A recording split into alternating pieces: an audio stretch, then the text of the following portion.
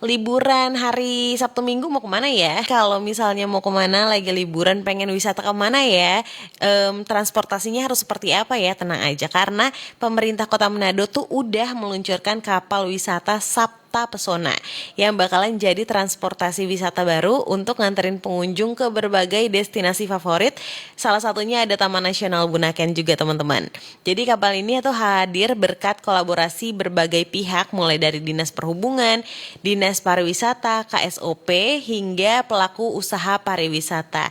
Dengan adanya kapal wisata ini, akses menuju spot-spot wisata bahari diharapkan bakalan lebih mudah lagi untuk pengunjung, apalagi di Manado sendiri dan juga khususnya Bunaken gitu ya. Emang udah dikenal sebagai salah satu destinasi laut terbaik di Indonesia bahkan dunia. Keren banget. Jadi buat teman-teman Pro 2 yang lagi cari ide liburan hari Sabtu Minggu mau kemana ya? Mungkin ini saat yang pas buat menikmati laut birunya, terus terumbu karang cantiknya gitu kan. Dan juga suasana khas dari pulau-pulau yang ada di Sulawesi Utara. Dan kalau misalnya udah tinggal di Sulawesi Utara tapi belum sempat menikmati keindahan laut kan rasanya sayang banget gitu ya. Pro 2 FM, teman terbaik kamu. Teman terbaik kamu. Pro 2